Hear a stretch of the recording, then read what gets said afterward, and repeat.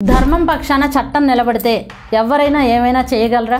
విజయవాడలో నిన్న ఒక మీటింగ్ జరిగింది. అదేమిటంటే పూజ్య స్వామీజీలతో హిందూ న్యాయవాదుల ధర్మ సమ్మేళనం. ఈ మీటింగ్ యొక్క ముఖ్య ఉద్దేశం ఏమిటంటే, ఇక్కడ ఈ మీటింగ్లో లాయర్స్ అందరూ కలిసి ఒక వెబ్సైట్ని లాంచ్ చేశారు. ఇప్పటికే ఈ వెబ్సైట్లో 1000 మందికి పైగా లాయర్లు సమకూరారు. అయితే ఈ వెబ్సైట్లో ఎవరైతే లాయర్స్ ఉన్నారో వాళ్ళందరూ కూడా హిందూ ధర్మాన్ని సపోర్ట్ చేసేవాళ్ళు. ఈ న్యాయవాదులందరూ మన రాష్ట్రమంతా ఉన్న బార్ కౌన్సిల్స్ నుంచి ఇందులో జాయిన్ అవ్వడం జరిగింది.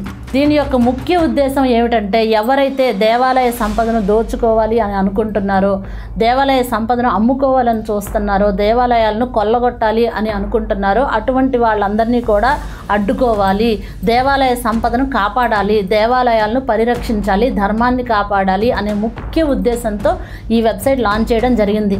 అంతేకాదు, హిందువులు ఎవరైతే ఇబ్బందులు పడుతున్నారో, దొంగ కేసులు బనాయించబడి తప్పుడు కేసుల్లో ఇరుక్కుపోయి దాడి చేయబడుతున్నారో అటువంటి వాళ్ళందరినీ కూడా కాపాడటానికి 2 లాయర్లు వాళ్ళ కోసం ఇక నుంచి నిరంతరం శ్రమిస్తారట.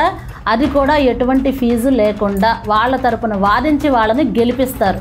అలాగే ప్రతి జిల్లాకి 2 న్యాయవాదులు, 1 స్వామీజీ నియమించబడ్డారు. ఇక నుంచి హిందూ ధర్మాన్ని కాపాడటం కోసం వీళ్ళు వాళ్ళ వంతుగా చేయవలసినటువంటి కృషి చేస్తామని నిన్న చెప్పడం జరిగింది.